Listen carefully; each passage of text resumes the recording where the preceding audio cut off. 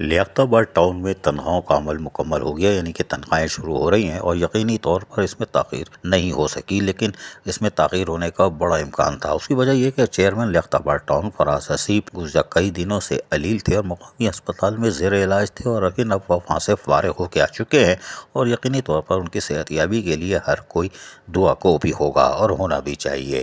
لیکن chairman لیاقتآباد town فراز حسیب نے ہسپتال میں ہی تنخواہیں سائن کر دی تھیں۔ جی ہاں، یہ ہمارے ذرائع بتا رہے ہیں کہ تنخواہیں سائن کر دی تھی اور اس کے بعد تنخواہ اب ہونے جا رہی ہے، اور یہ آج شاید میسج بھی آ گئے ہوں گے۔ ہماری تو دکان 6 بجے بند ہو جاتی ہے، لیکن میسج مغرب کے بعد ہی آتے ہیں، اس لیے کہ سندھ بینک کو پتہ ہوتا ہے کہ اگر پہلے دیں گے تو سارا کچرا آ جائے گا، 4 بجے دیں گے تو پھر 6-7 بجے تک بیٹھنا پڑے گا، تو وہ 5 بجے کے بعد دیتے ہیں کہ اگلی صبح دیکھیں گے، کوئی بات نہیں۔ لیکن لیاقتآباد ٹاؤن میں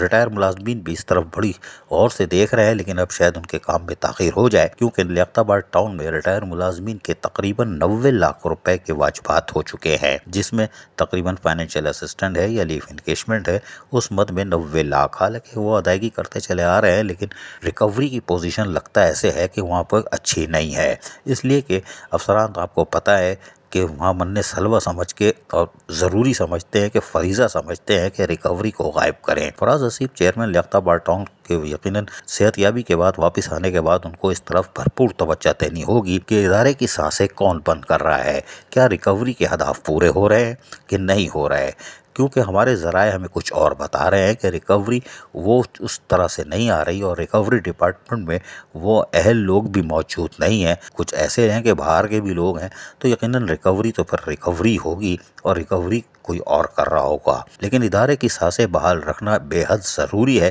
کیونکہ ادارے کی ساکھ اسی سے بہتر ہوتی ہے۔ OZT شیئر آتا ہے تنخواہوں کے لیے، اس میں اگر کچھ پیسے بچ جائیں تو اون ریسورسز سے یقینی طور پر اپنے محنت کشوں یعنی ملازمین کے جائز حقوق اور مفادات کا تحفظ کرنا اولین ترجیح ہوتی ہے، نہ کہ ترقیاتی کام، اس لیے کہ حکومت سندھ نے 2015 سے ترقیاتی مد میں کوئی فنڈ جاری نہیں کیا ہے۔ ہاں، البتہ وہ انہوں نے بورڈ بنا دی ہیں، کوئی بورڈ ہے، کوئی کلک ہے، اس سے کام ہو رہا ہے، لیکن ٹاؤنز کی سطح پر کچھ دینے کو سندھ حکومت تیار دکھائی نہیں دیتی ہے۔ لیکن ٹاؤنز کو چاہیے کہ وہ اپنی ریکوری یعنی سانسوں کو برقرار رکھیں۔ لیاقتآباد ٹاؤن میں ریکوری ہمارے ذرائع بتا رہے ہیں کہ وہ اس طرح نہیں آ رہی جو گزشتہ 10 ماہ میں امید تھی کہ وہ آئے گی، جس سے اس ادارے کی ساکھ بہتر ہوگی اور ادارہ سانس لے رہا ہوگا اور چل رہا ہوگا۔ اگر اسی طرح یہ سلسلہ چلتا رہا اور ریکوری دائیں بائیں ہوتی رہی اور ان کو قابو نہیں کیا گیا اور غیر ضروری کوٹیشنیں ہوتی رہیں، تو یقینی طور پر لیاقتآباد ٹاؤن پر زمین بوس ہو سکتا ہے۔ لیکن چیئرمین فراز حسیب ہمیں امید ہے کہ وہ صحت یابی کے بعد واپس آ کے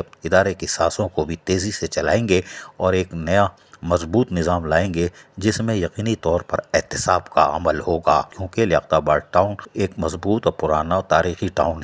کی حیثیت رکھتا ہے، اور اگر یہ ڈوب جاتا ہے تو بڑی بربادی ہوگی، اس لیے کہ یہاں ڈاکٹر پرویز محمود جیسے ناظم بھی رہے تھے اور انہوں نے اس کو چلایا تھا۔ بہرحال وہ تو حاجی نعمت اللہ خان کا دور تھا، آج وہ دور تو نہیں ہے، لیکن بہرحال ہمیں امید ہے کہ لیاقتآباد ٹاؤن کی سانسیں چلتی رہیں گی۔ عزیز عارف، KBS بلدیاتی نیوز کراچی۔ ایسی ہی خوبصورت ویڈیوز فیوچر میں حاصل کرنے کے لیے ریڈ بٹن پر کلک کر کے اور بیل آئیکن کو پریس کر کے ہم سب کے سبسکرائبر بننا مت بھولیے۔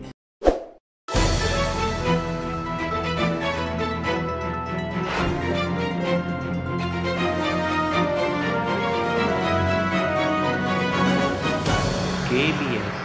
بلدیاتی نیوز